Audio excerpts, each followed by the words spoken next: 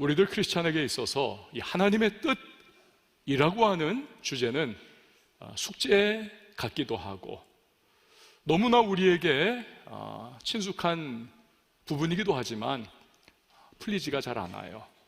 어렵습니다. 기도하면서 하나님, 나를 향한 하나님의 뜻은 무엇입니까? 내가 놓여있는 이 현실에 대한 하나님의 뜻이 과연 뭐예요? 그 길 좀 보여주세요.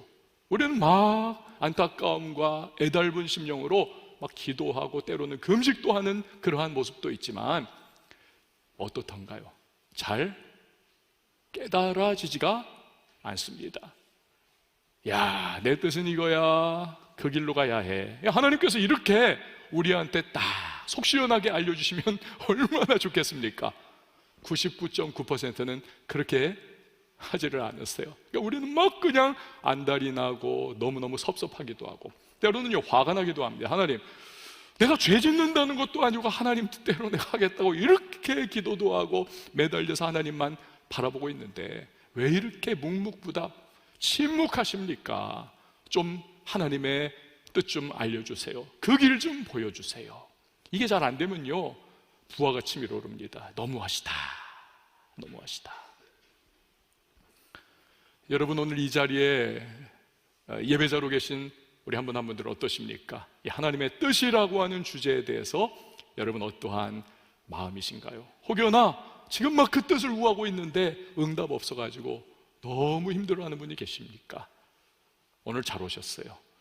2023년도에 우리가 이제 하나님의 뜻을 아는 법에 대해서 좀 속 시원하게 우리가 좀 붙잡았으면 좋겠습니다. 그래서 우리의 발걸음이 힘이 있고 우리가 선택하고 결정하는 순간순간 혼돈에 빠지지 않고 좀 선명하게 자신 있게 선택하고 결정하고 힘을 다해서 나갈 수 있는 그러한 저와 여러분의 모습, 오늘 그래서 이 하나님의 뜻이라고 하는 주제를 가지고 말씀을 나누고자 합니다. 먼저는요, 알려드릴 것은 저 이전에 이미 이 주제에 대해서 정말 치열하게 연구하고 기도하고 또 실생활에서 적용하면서 몸부림을 쳤던 참 귀한 믿음의 선배들을 통하여 저는 많은 이 설교에 도움을 받았습니다. 제가 메인 텍스트로 오늘 삼은 책이 뭐냐면 제럴드 시처라고 하는 목사님의 하나님의 뜻이라고 하는 책입니다. 너무너무 좋아요. 여러분도 한번 사서 보시면 좋을 것 같아요. 선명합니다. 저의 오늘의 설교의 구조는 이 책을 통해서 제가 많은 도움을 받았습니다. 그 외에도 크레이그 그레셜이라고 하는 목사님, 더 나은 선택이라고 하는 책입니다. 세계적인 변증학자요, 기독교 변증학자 오스 기니스라고 하는 분께서 소명이라고 하는 책을 쓰셨습니다. 이 세 권을 통해서 은혜 많이 받았고 도전 많이 받았고, 이건 정말 우리 성도님들 설교를 들어야 해. 오늘 제가 그런 마음으로 준비를 했습니다. 자, 우리가 하나님의 뜻을 다룰 때에 먼저 생각을 해봐야 하는 것이 있습니다. 그것은 이 기독교인들이요, 저와 여러분이 하나님의 뜻에 대해서 생각할 때 가지는 오해가 한 가지 있습니다. 그것은요, 운명론적인 생각에 사로잡혀 있는 경우가 많더라. 하나님께서 다른 길 아니야, 요 길로 가는 거야. 내가 너의 인생을 향해서 설계도 회로도 미로와 같이 내가 너를 딱 정해놨어. 다른 길로 가면 막혀버리는 거야. 이렇게 우리가 운명론적으로 하나님의 뜻을 생각하는 경우가 있습니다. 그래서요, 그 하나님의 뜻이라고 하는 그 한 길을 제대로 따라가지 않으면 미로에 막혀있는 옴짝달싹 못하는 생쥐 모양으로 우리가 꼼짝없이 막혀있는 그러한 삶, 이것에 대한 걱정거리가 그 오해의 결과에 있습니다. 운명론적인 어려움이지요. 여러분도 그렇지 않은가요? 하나님의 뜻에 대해서 이런 운명론적인 생각을 가지면 우리에게 나타나는 폐해가 있습니다. 그것은 바로 하나님과 자꾸 숨바꼭질을 하는 그러한 양상을 가진다라는 겁니다. 하나님 어디 계세요? 하나님이 정해놓으신 그 길, 그 뜻은 과연 뭐예요? 좀 가르쳐 주세요. 막 안절부절해요. 그런데 아까도 말씀드렸다시피 아무리 기도해도 그게 잘 안 오거든요. 그러니까 우리는 지치고 나중에는 자포자기 해가지고 그냥 세상 방법에 손을 턱 대면서 어리석게 나갑니다. 그러다 깨져가지고는 완전히 우리의 삶이 붕괴하는 경우도 없지 않아 있습니다. 자꾸 하나님께서요, 미로에서 이렇게 우리가 정말 파김치가 됐을 때 그때 이렇게 얼굴 내밀어서 여기로 오는 거야, 이렇게 자꾸 하나님이 우리를 약 올리는 것처럼, 하나님 참 성질 안 좋은 것처럼 우리가 그렇게 생각할 수가 있다라는 것입니다. 자, 하나님의 뜻에 대해서 운명론적인 생각을 가질 때 또 하나의 문제가 있습니다. 그것은 우리의 인생에서요, 모험심이 사라져버립니다. 이 퀘스트, 뚫고 나가고 모험을 하고 불가능에 도전을 하는 이런 모험에 대한 도전의식이 사라져버리기가 참 쉽습니다. 왜요? 내가 하나님이 정해놓은 그 길을 안 가면 아무리 애를 쓰고 아무리 수고를 하고 아무리 그것을 내가 좋은 결정이라고 해도 내 인생이 실패하는 거 아닌가, 이 하나님의 벌을 받는 거 아닌가, 내 잘못되는 거 아닌가, 너무 두려운 겁니다. 그래서 인생을 아주 소극적으로 살고 아주 안전한 길로만 가려고 하는, 심지어는요 믿음의 모험조차도 하지를 못해요. 여기서 또 하나의 부작용이 생깁니다. 그러다 보니까 이 미래를 알고 싶어하고 앞날을 알고 싶어하는 이 마음이요 굴뚝같이 생겨버립니다. 막 생겨요. 왜냐하면 하나님이 정한 그 길을 내가 찾아야만 제대로 될 수 있다 생각하기 때문에. 그래가지고 불신자들이 무당 찾아가가지고 푸닥거리 하면서 귀신 도움 받는 것처럼 교회마다 있어요? 없지 않아 있습니다. 자꾸 예언 집회 가가지고 머리 디밀고 내 길 어딥니까? 자꾸 알려달라는 겁니다. 자꾸 기독교 무당들 쫓아다니면서 자꾸 그렇게 영성의 낭비를 해버리는 그런 모습, 참 답답한 거지요. 강 길로 가세요. 그러다 보면 귀인을 만납니다. 뭐 이런 거, 그 비슷한 거죠. 여러분요, 미래를 안다는 것이 과연 축복일까요? 좋은 것일까요? 절대 그렇지 않습니다. 튀르키예가 생각지도 않았던 지진이 강타를 해가지고 지금 초토화가 됐는데, 우리 인생에도 여러분 뜻하지 않은, 예기치 않은 고통이 다가올 때가 있고, 질병에 내 건강이 무너져 내릴 때가 있고, 사랑하는 사람이 세상을 떠나버리는 아픔을 경험할 때도 있지 않습니까? 그런데 내가 그것을 이미 알고 있다고 생각을 해보세요. 하루하루가 여러분 고문당하는 거지요. 날짜 세면서 이제 D30일, D30 이러면서 막 두근두근 하면서 인생이 흥미가 아무것도 안 생기는 거죠. 다가올 문제들이 너무 많기 때문에, 알기 때문에. 반면에요, 내 인생이 대박을 치는 인생이 된다, 그걸 안다고 생각을 해보세요. 어떤 부작용이 생길까요? 하나님을 정말 갈망하면서 기도하면서 어려움과 위기와 문제들을 돌파해 나가고자 하는 그러한 영적인 탐구, 강렬한 인생을 향한 도전, 이런 것이 불필요해지는 겁니다. 왜? 이미 잘 될 걸 알고 있거든요. 그러니까 미래와 앞날에 대해서 우리가 긍정적인 것이든 부정적인 것이든 알고 있다, 거의 100%입니다. 우리 인생에 하등 도움이 되지 않는 것입니다.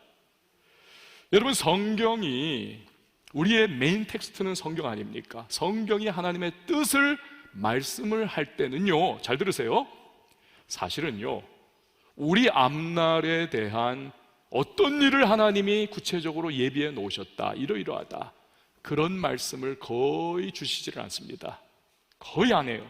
작년에 우리가 야고보서 강해를 했지 않습니까? 야고보서 4장에서 교만해가지고 내가 먼 곳에 나가 무역을 해서 내가 부자가 돼야지, 따놓은 당상이야, 이대로 간다면, 그렇게 자고했던 사람들 향해 야고보 사도가 뭐라고 이야기를 합니까?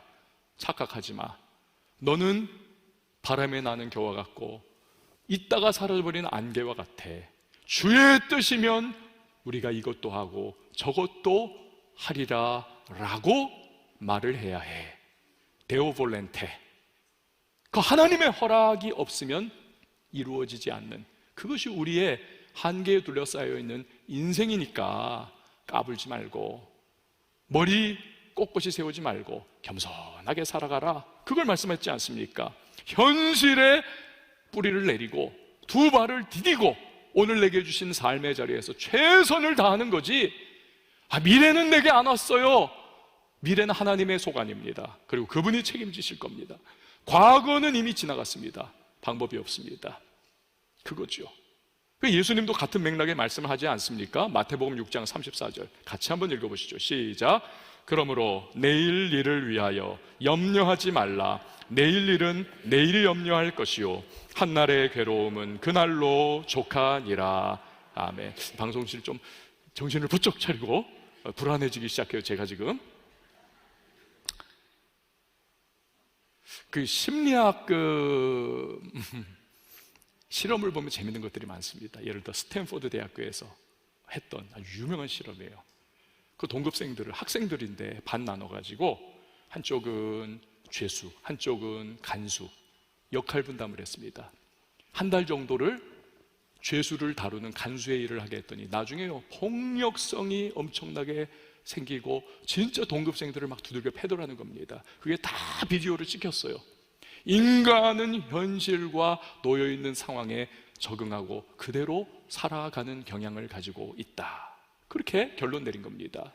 심리학 실험 중에 또 재밌는 것이 고릴라를 찾아라. 고릴라를 찾아라. 1분 동안요, 지금 저기 영상에 나오는 것처럼 흰 옷을 입은 사람들끼리 이렇게 공을 주거니 받거니 하게 만들었습니다. 그리고는 동영상을 보는 사람에게 몇 번을 공이 왔다 갔다 했는지 세보세요. 그러면서 지금 고릴라 한 마리 옷을 입은 사람이 그 안에 뛰어들어가지고 왔다 갔다 춤도 추고 들어갔다 나왔다 막 하거든요. 재밌는 것은요, 이 실험 결과 절반이 넘는 사람들이 난 고릴라 못 봤어. 희한하지 않습니까? 흰 옷 입은 사람들끼리 공 주고받는 숫자만 세다가 힐끗힐끗 지나가는 고릴라는 못 봤다는 것입니다. 우리는 자꾸요, 하나님의 뜻이 대체 뭘까? 이게 하나님의 뜻일까? 저것이 하나님의 뜻일까? 이거 하면 내가 날 위해 예비해 놓으신 하나님의 뜻과는 잘못된 길을 가는 거 아닐까? 막 이런 생각과 고민에 휩싸여 살아갑니다. 그러다가 정작 내가 지금 놓여있는 현실, 이 현실을 최선 다하지 못하는 경우가 많습니다. 마치 흰 옷 입은 사람들이 공 주거니 받거니 하는 것만 보다가 고릴라 못 본 사람들처럼 하나님은요, 그분의 뜻을 감추어 놓고 우리가 찾나 못 찾나 팔짱을 끼고 이렇게 바라보는 심보가 고약한 늙은이가 결코 아니라는 사실입니다. 우리가 미지의 앞날에 대해서 고민하다가 현재를 놓쳐버리는 거 그분은 결코 원하지 않으십니다. 오히려 하나님은요, 우리가 현재 최선을 다하면서 내가 지금 부딪히는 삶의 자잘한 현실들 안에서 크고 작은 선택과 결정, 이것에 집중하기를 원하시는 하나님이신 것입니다. 단지 지켜야 할 원리 하나만을, 큰 틀의 원리 하나만을 하나님이 우리에게 이렇게 제시를 하셨어요. 그것이 마태복음 6장 33절 말씀입니다. 같이 읽어보시죠. 시작. 그런즉 너희는 먼저 그의 나라와 그의 의를 구하라. 그리하면 이 모든 것을 너희에게 더하시리라. 아멘.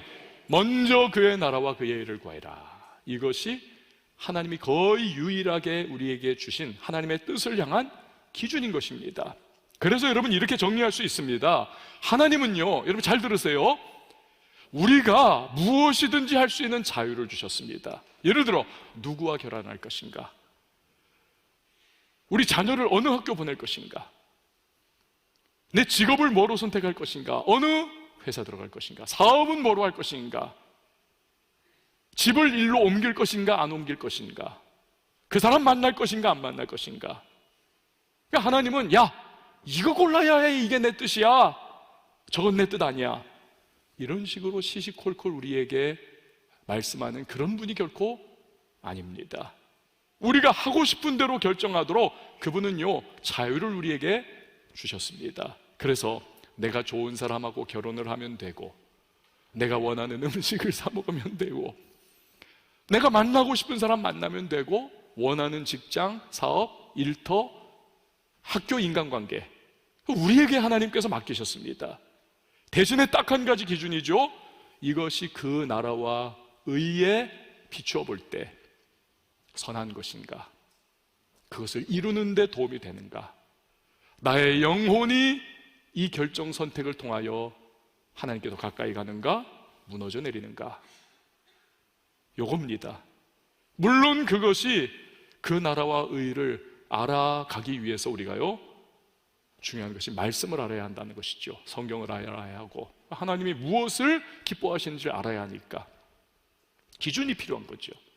큐티를 해야 하고, 정독을 해야 하고, 통독을 해야 하고, 설교를 집중해서 듣고, 우리가 하여튼 성경 공부, 이제 왕성 바이블 칼리지 거기 여러분 들어가셔서 공부도 하시고, 이게 다 필요하다는 겁니다. 그래서 육신의 정욕, 이생의 자랑, 안목의 정욕에 사로잡혀 욕심으로 선택하고 결정하는 것이 아니라면, 나의 결정과 선택이 그 나라와 그 의의 검증을 거친 것이라면, 문제없는 오케이라면, 여러분 하나님께서는 우리에게 그것을 할 수 있는 자유를 주셨습니다. 네 마음대로 해라. 그래서 어거스틴은 심지어 이런 말을 한 적이 있습니다. 하나님을 사랑하라. 그리고 나머지는 네 마음대로 하라. 여러분 이거 들으시면은 감동이 있으셔야 돼요. 와, 하나님께서 이렇게 우리에게 자유를 주셨구나, 놀라운 자유를 우리에게 주셨구나. 로봇 아니고 비인격적으로, 비인간적으로 우리를 기계적으로 끌어가시는 분이 아니라 우리에게 상상 못할 자유를 허락하신 하나님이시구나. 저를 한번 따라해 주시기 바랍니다. 하나님을 사랑하라. 그리고 나머지는 내 마음대로 하라. 여러분 이것이 제가 지금 방종을 하라고 하는 거 아니라는 어감은 아시죠? 고린도전서 13장 말씀을 보면 하나님께서 사랑에 대해서 말씀을 하십니다. 사랑은 온유하고 시기 질투 안 하고 대상에 대해서 해를 끼치지 않고 선한 일을 일삼고, 그 사랑하는 대상에 대한 자기 자신의 모든 것을 다 헌신하는 그것이 사랑의 본질이 아닙니까? 하나님을 진짜로 사랑한다면 그때부터 우리의 마음 씀씀이라든지 우리의 삶의 모든 태도는요, 하나님 중심성을 떼게 되는 겁니다. 선택하고 결정할 때, 이거 하나님이 기뻐하실까? 이거 정말 성경을 비추어 보고 그 나라와 의를 비추어 볼 때 하나님이 정말 원하시는 것일까? 이게 나의 신앙을 업시킬 수 있는 것일까? 다운시켜버리는 것인가? 이게 어거스틴의 요지인 겁니다. 자, 오늘의 첫 번째 설교 본문인 빌립보서 2장 13절 말씀을 보시기를 바랍니다. 같이 읽죠. 시작. 너희 안에서 행하시는 이는 하나님이시니 자기의 기쁘신 뜻을 위하여 너희에게 소원을 두고 행하게 하시나니. 아멘. 이 뭐라는 겁니까? 하나님께서 그분의 선하신 뜻을 이루는 일에 나의 무엇을 사용하신다고요? 내 소원을 사용하신다. 나 뭐 하고 싶다, 그것만 보면 열정이 내가 불타오른다, 그것만 보면 내 은사가 막 꽃을 피운다, 그것만 하다 보면 내가 정말 시간 가는 줄 모르고 또 주님 생각하게 되고 정말 헌신하게 되고, 이 하나님이 기뻐하시는 그런 삶을 내가 점점 가까이 가게 된다. 그거예요. 직업, 학교, 나의 삶의 다른 양태들, 내가 어떠한 사업을 하느냐 상관이 없다는 겁니다. 그게 범죄가 아니라면, 다른 사람을 해하는 것이 아니라면, 하나님을 고통에 빠뜨리는 것이 아니라면, 그러니까 우리에게는 놀랍고 무한한 자유를 하나님께서 선물로 허락해 주신 것입니다. 이걸 알면 그래서 우리에게 가능성의 문이 확 열리는 것이죠. 제자입니까? 라고 하는 세계적 베스트셀러를 쓴 후안 카를로스 올티즈 목사님이 계십니다. 아르헨티나 분인가요? 이분이요, 성령의 역사가 막 목회를 하는데 나타나가지고 막 성도들이 은혜를 받고 교회가 막 그냥 들썩들썩하고 막 그냥 헌신하고자 하는 성도들이 가득해지고, 여러분 저는 우리 교회가 그런 교회가 될 수 있기를 바랍니다. 막 그런 놀라운 은혜가 일어나니까 막 사람들이요 너무너무 감격하는 거예요. 그런데 그때 이 후안 카를로스 올티즈 목사님이 교인분들에게 이런 이야기를 합니다. 여러분 집 갖고 계신 분들 집 문서 다 가져오세요. 제가 여러분 그렇게 한다면 어떻게 반응하시겠습니까? 그렇게 했어요, 이분이. 그런데 불평하고 원망하고 교회 떠나고 그런 게 아니라 진짜 다 가지고 오더라는 거예요. 어떤 분은요, 목사님 집문서뿐만이 아니라 제 사업과 가진 모든 거 다 팔아가지고 교회 증축하고 싶어요. 놀라운 일이 일어난 거죠. 인간의 욕심이라고 하는 거, 물욕이 이게 하나님과 경쟁하는 건데 그것을 극복한 거예요. 그걸 확인하고 나서 이 후안 카를로스 올티즈 목사님이 집문서 다시 다 돌려주면서 이런 말을 합니다. 여러분, 여러분의 소유물은 다 예수님 겁니다. 이제는 청지기답게 잘 관리하며 살아가세요. 아시겠죠, 여러분? 하나님 나라와 의를 구하면 그때부터 모든 것이 달라지는 것입니다. 똑같은 집에 살고, 똑같은 배우자와 살고, 똑같은 자식을 키우고, 똑같은 학교를 다니고, 똑같은 직장을 다녀도요, 컨텐츠, 내용이 달라지는 거예요. 태도가 달라지는 것입니다. 삶의 질이 달라지는 것입니다. 하나님이 기뻐하시는 대로 살아가는 것입니다. 할렐루야. 그렇기 때문에 하나님의 뜻을 아는 법은요, 의외로 단순합니다. 의외로 단순해요. 내가 그 나라와 그 의를 위한 선택과 결정을 내린 이후에는 하나님을 향한 믿는 믿음 안에서 나의 현실 속에서 이제는요, 뒤돌아보지 않고 열심히 그 선택과 결정을 놓고 뛰고 헌신하고 성취를 위하여 기도하면서 주의 도우심과 은혜를 구하며 막 살아가는 모습, 그러면 되는 겁니다. 하나님은 우리에게 그런 놀라운 자유를 주셨지, 우리를 무슨 로봇 마냥, 또는 운전하다 보면 여러분 내비게이션 아가씨가 일로 가세요 절로 가세요 하는데 그리로 안 가면 어떻습니까? 자꾸 땡땡땡땡 하면서 왜 안 가냐 왜 안 가냐 하면서 결국에는 우리를 글로 몰아가잖아요. 우리 하나님 그런 분이 아니라는 겁니다. 놀라운 자유를 주셨습니다. 이걸요, 여러분 잘 들으세요. 왜 이 사실을 아는 것이 중요하냐 하면, 이 자유가 우리에게 주어졌다는 사실, 큰 틀 안에서 우리가 그 자유를 누릴 수 있다는 사실을 알면 내 삶의 일상, 소소한 삶의 발걸음, 그 작은 선택과 결정, 여기에 대한 의미 부여가 달라집니다. 지금은 그냥 몰려가지고 했다 생각을 했을지 몰라요. 그거밖에 없어서 그거 선택했다고 생각했을지 몰라요. 그러나 내가 하나님의 나라와 의를 놓고 거기에 부합하는 크고 작은 결정을 했다면 그 결정을 통하여, 즉 나를 통하여 하나님의 뜻이 내 삶 속에 이루어져 가고 있다는 사실입니다. 그러니까 하나님이 다 하나하나 해주는 게 아니에요. 우리가 하나님과의 관계 속에서 그걸 해나가는 것입니다. 우리가. 그러니 여러분 대충 살 수 있나요? 그럴 수 없습니다. 최선 다해 살고 열심히 살고 열정을 내고 땀 흘리고 수고하며 살아가는 것입니다. 그래서 부엌대기였던, 남들은 정말 다 하고 싶지 않아서 딸은 그냥 빙빙 돌았던, 그 설거지하는 그 일을 맡았던 수도사죠. 로렌스 형제. 이분이요, 그 누구보다도 그 설거지 일하는 데에서 하나님과의 깊은 관계를 누려갔습니다. 영성의 대가가 됐어요. 그가 이런 말을 합니다. 들어보세요. 우리의 성화는 일을 바꾸는 데 달린 문제가 아니다. 평상시 자기 자신을 위해 하던 일을 누구를 위해요? 하나님을 위해 하는데 달려 있다. 하나님께 나아가는 가장 훌륭한 방법은 자신의 일상의 일을 하나님을 사랑하는 마음으로 하는 것이다. 그러면 모든 것이 똑같아도 다 달라진다는 겁니다. 의미가. 제 설교 초두에 소개했던 제럴드 시처 목사님은 제가 보니까 안 봐도 뻔해요. 굉장히 꼼꼼한 분입니다. 그래가지고 이분이요, 자기 인생이 80이라고 할 때 내가 몇 시간 이걸 다 스스로 계산기 두드렸던 그걸 이분이 책에 기록을 해놓습니다. 80세일 경우에 대략 29,200일을 살아갑니다. 시간으로 따지면 70만 800시간을 살아갑니다. 직장 가고 얽매여 있는, 어쩔 수 없이 또 그렇게 내가 해야만 하는, 그렇게 하면 안 되는데 어쨌든 표현이 그렇습니다.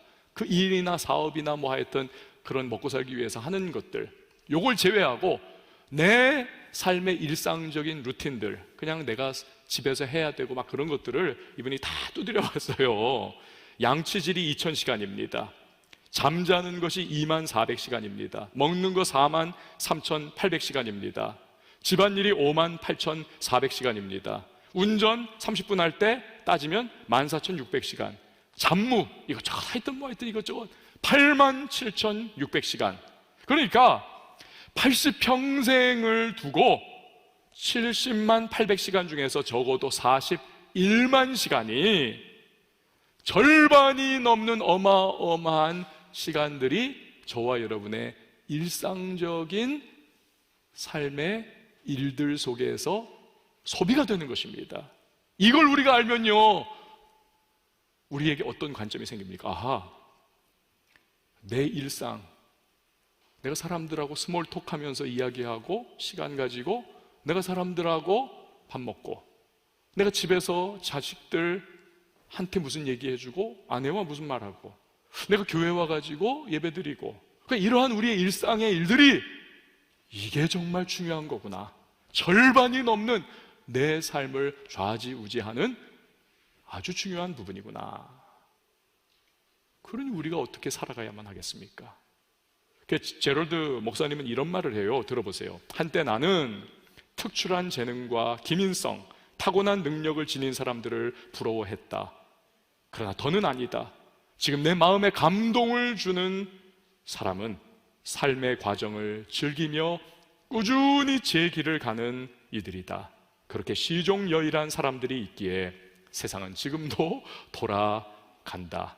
한 주도 거르지 않고 공들여 설교하는 목사들, 최선을 다한 후 제 시간에 숙제를 제출하는 학생들, 직원들의 성공을 위해 노력하는 경영자들, 나는 그들을 존중한다. 기록 못지않게 선수들을 중시하는 코치들, 자기 일에 자부심을 느끼는 경비원들, 회의에 정시 출석하는 동료 교수들, 나는 그들을 존경한다. 모든 것은 작은 일에 충실한 우리의 태도로 귀결한다. 여러분, 그렇습니다. 평범한 일생이, 우리의 삶의 순간순간들이 하나님의 뜻을 이루는 현장이고요, 우리가 내리는 소소한 별것도 아닌 것 같은 선택과 결정들이 하나님의 뜻을 이루어가는 시간이라, 이 뜻이에요. 이거 놓치고 나서 인생에서 진짜 0.1%도 안 되는 엄청난 뭔가 이슈, 그런 사건이나 내게 다가오는 행운과도 같은 그런 거를 우리가 그냥 목 놓아 기다리고 있다. 그거 아니라는 것입니다. 하나님이 그걸 원하지 않고, 원리도 그것이 아니라는 겁니다. 요셉을 보십시오. 형들이 인신매매 범이 됐죠. 애굽의 종으로 팔려갑니다. 이런 비참한 인생이 어디 있겠습니까? 여러분, 요셉이 그렇지만 어떤 모습을 보였습니까? 종이면 종으로, 그가 죄수면 죄수로 그는 최선을 다했어요. 머리 쥐어뜯으면서 하나님, 도대체 나를 향한 하나님의 뜻은 뭐고 내가 가야 할 길은 뭡니까 하면서 날밤 새워가면서 기도하지 않았습니다. 그럴 시간도 없고요.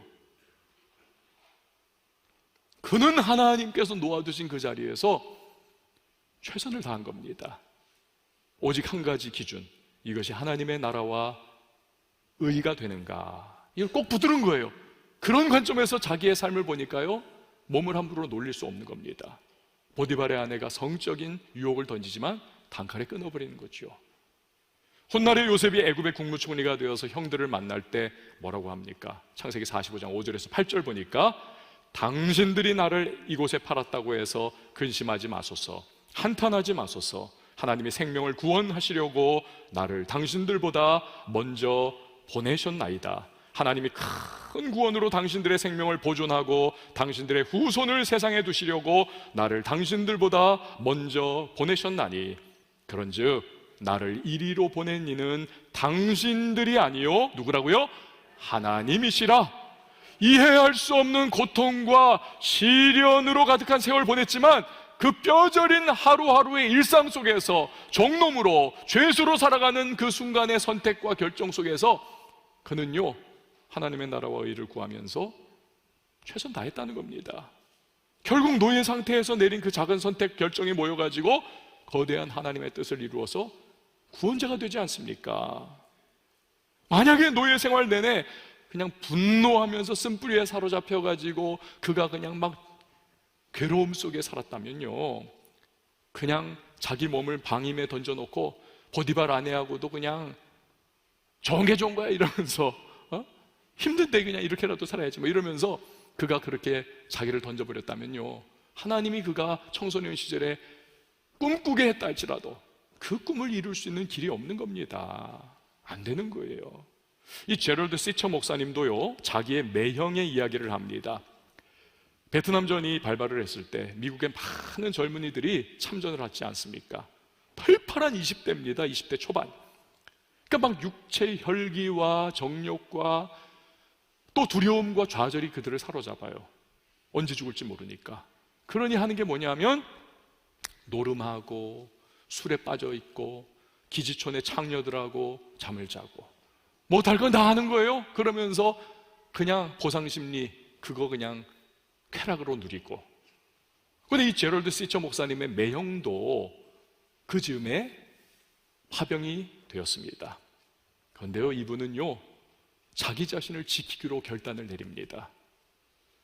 이분의 아내, 매형의 아내, 즉 제럴드 목사님의 누나죠, 매형이 파병 간 한 달 후에 아기를 낳았습니다. 딸. 실물을 한 번도 못 본 거예요. 그런데 자기를 지키리라 결단을 하고, 그 누나도 매형을 돕기 위해 가지고 편지를 그냥 거의 매일 쓰고 사진을 엄청나게 보내고 녹음을 해가지고 아기의 아빠 하는 그런 목소리라든지 우는 목소리, 또 부인의 그 목소리, 사랑한다는 막 그런 말들 계속 보내주고, 그 매형의 막사에는요 그 집에 가족들의 사진으로 쫙 도배가 되어 있었다는 거예요. 자기를 지키기 위해서 몸부림치는 거죠. 결국 파병 기간 다 끝나서 미국으로 돌아왔을 때 어린 아기 안고 부인하고 눈물을 흘리면서 끌어안는 그 모습을 이 제럴드 목사님이 평생 잊을 수가 없다는 것입니다. 그러면서 이 매형이 돌아온 이후에도 건실하게 가족을 이끌어가면서 5 자녀를 낳고 손주들도 보고 치과의사로 열심히 살면서 교회에 참 도움이 되고 지역사회에도 존경을 받는 그러한 참 멋진 인생을 살아가더라는 것입니다. 여러분 바로 이겁니다. 내 삶의 자리에서 그 나라와 의를 구하며 최선을 선택하고 결정을 하는 것입니다. 그리고 역시 최선 다해 살아가는 겁니다. 그럴 때 나를 향한 하나님의 뜻이 이루어지는 것입니다. 물론 우리가요 부족하고 연약해서 때로는 넘어질 때도 있어요. 실패할 때도 있습니다. 아닌 거 선택할 때도 있어요. 그러나 걱정하지 마세요. 우리가 하나님을 생각하고 그 나라와 의를 염두에 두고 최선의 선택을 했는데 무너졌다면, 실패했다면 여러분 하나님께서는요 로마서 말씀처럼 그마저도 합력하여 선을 이루시는 좋으신 하나님이심을 믿으시길 바랍니다. 우리의 인격을 변화시키고 우리의 신앙을 한 단계 업그레이드 시키는 일에 그 눈물과 그 고통의 시간들을 단련하도록 우리를 그렇게 다듬어가는 통로가 되는 것이죠. 그래서 여러분 자꾸 결정장애에 걸린 것처럼 내가 이 선택해야 되나 저 선택해야 되나 이 길인가 저 길인가 하나님의 뜻은 무엇인가 자꾸 시간 낭비하지 마세요. 기도하다가 그 나라와 그 의라고 하는, 내가 이거 통해서 하나님과 가까워지는가 멀어지는가, 주변에 하나님의 덕을 드러내는가 그렇지 않은가, 이걸 딱 기준으로 놓고 결정하는 거예요.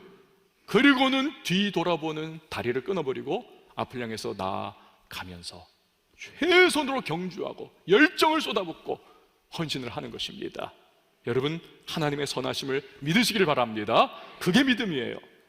내 소소한 일상이 이렇게 중요한 의미를 지닌다는 것을 깨달으면 여러분 우리의 삶이요 굉장히 많이 바뀔 겁니다. 우리의 가정생활이 바뀔 거예요. 그냥 한마디 그냥 기분 나쁘다고 확 던져버리고 한마디 또 들었다고 해가지고 용서 못하고 집안 전쟁하고 있는데 용서를 선택하는 거죠. 소소한 일상 속에서. 그러면 우리의 가정을 향한 하나님의 뜻이 우리 가정 속에 풍성하게 꽃을 피우게 되는 것입니다. 자녀를 양육하는데 자녀가 우상이 돼버렸어요. 그리고는 그 자녀 어떻게든 그냥 성공시키려고 한다고 하면서 막 그냥 몰아가고 푸시를 해요. 자녀는 죽겠다는 거예요, 미치겠다는 거예요, 부모님 때문에. 신앙도 버려버리고 나중에는.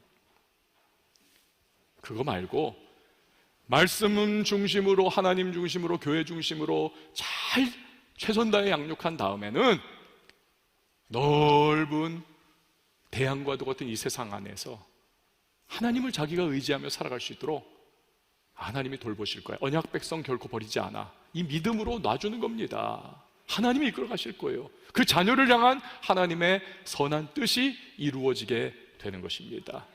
여러분의 일터나 여러분의 사업의 현장도 마찬가지입니다. 나의 야망과 욕망의 분출의 장소로서의 일터가 아니라 거기에서 내가 예수의 덕을 드러내고 그 나라와 의를 드러내고 내 신앙이 성장하고 주변 사람들을 축복하는 축복의 통로로 내가 쓰임받는 선택 결정하는 겁니다. 그럼 일터가 여러분 바뀌는 거죠. 하나님의 뜻이 거기 임하는 것입니다. 공부도 그렇고 연애도 그렇고 사역도 그렇고 인간관계도 그렇고 다 마찬가지 원리입니다. 그럴 때 우리 삶의 전반에 하나님의 풍성한 뜻이 이루어지게 되는 것입니다. 마지막으로 잠언 16장 9절 두 번째 본문을 같이 읽어보도록 하겠습니다. 시작. 사람이 마음으로 자기의 길을 계획할지라도 그의 걸음을 인도하시는 이는 여호와시니라. 아멘. 그렇습니다. 매일 부딪히는 일상의 현장 속에서 우리는요 하나님의 나라와 의라고 하는 기준으로 선택하고 결정하는 겁니다. 그리고 결정한 다음 하나님을 신뢰하면서 최선을 다해 경주해 나가는 겁니다. 그럴 때 훗날 우리는 반드시 고백하게 될 겁니다. 하나님의 뜻이 내 삶에 이루어졌습니다. 이것이 우리를 향한 하나님의 선한 뜻인 것입니다. 오늘 우리가 함께 찬양할 텐데요, 이 귀한 찬양이지요.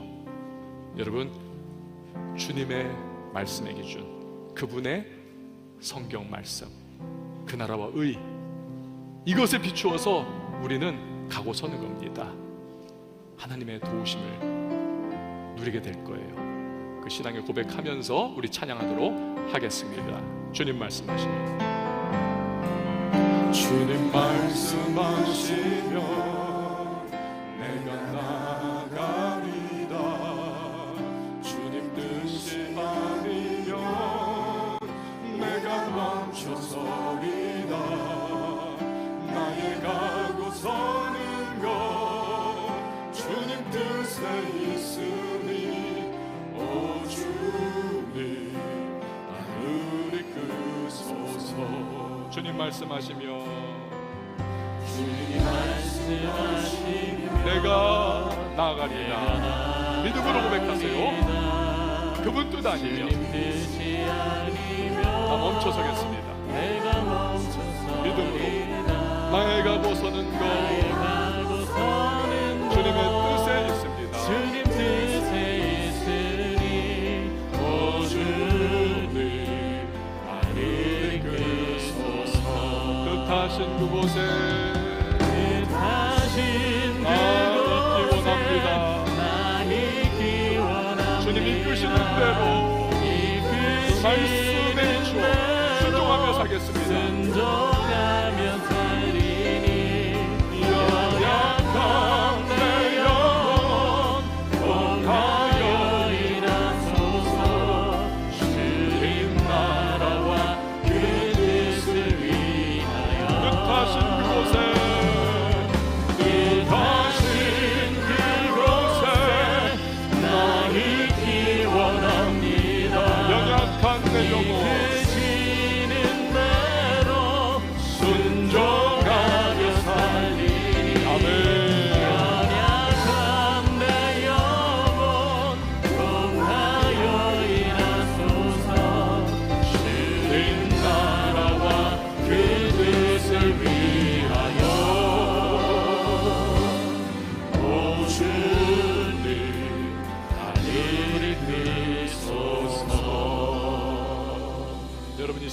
함께 기도하도록 하겠습니다. 그렇습니다. 하나님께 자꾸 외주 주려고 하지 마세요. 하나님이 다 그냥 이거 인도해 줘야 되고 하나님이 이거 다 결정해 줘야 합니다. 그거 아닙니다. 우리가요, 믿음 안에서 성경의 원리 안에, 무엇보다도 그 나라와 그 의라고 하는 이 원리 안에서 내가 믿음으로 결정 내리는 겁니다. 그리고 하나님 신뢰하며 나가는 겁니다. 그분의 선하심을 의지하면서 헌신하고 열정을 내고 최선을 다해 달려가는 겁니다. 그 과정을 통하여 우리의 일상의 현장이 복을 받게 되는 것이고 가치를 바라게 되는 것이고 무너진 부분들이 회복되는 것이고 훗날 내 인생의 발걸음을 그분이 인도하셨다, 하나님이 뜻으로 나를 이끌어 가셨다라고 하는 아름다운 신앙의 고백이 터져나오게 될 것입니다. 여러분 이 시간 기도하시면서 주님, 모든 선택의 순간들, 결정의 순간들 주여 내가 그렇게 나가게 해달라고, 성령으로 도와주시고 담대한 용기도 허락해달라고 이 시간에 다같이 주님의 이름 한번 외치고 기도합니다. 주여, 하나님 아버지 내려주시옵소서. 이 시간 주님 앞에 믿음으로 기도하며 나아갑니다. 하나님, 우리 모든 삶이 하나님 성령의 순종하며 살게 하여 주시고 우리 모든 삶이 주님의 뜻대로 주님께 기도하는 선택을 할 수 있도록 하나님 우리의 삶을 거쳐주시길 원합니다. 이 시간 주님을 도와주셔서 모든 주님의 명령을 주님 기뻐하시는 삶을 살아갈 수 있도록 하나님의 삶을 거쳐주시옵소서. 아버지 우리의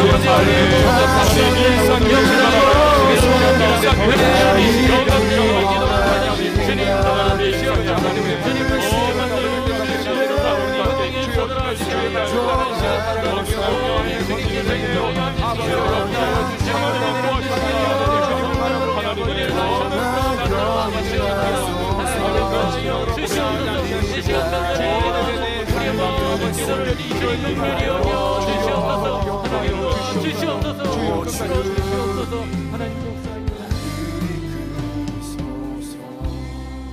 하나님 아버지, 그 나라와 그 의를 구하며 우리의 일상의 소소한 결정과 선택을 귀하게 여기고 하나님 기뻐하시며 말씀이 허락하시는 우리의 신앙이 세워져 나가는 복된 선택 결정을 내리게 하여 주시옵소서. 그래야 하나님의 뜻이 하늘에서 이룬 것 같이 우리의 일상의 삶의 모든 자리에 풍성이 임하는 것을 누리고 간증하는 주님의 백성들이 다 되게 하여 주시옵소서. 감사드리고 예수님의 이름으로 기도합니다. 아멘.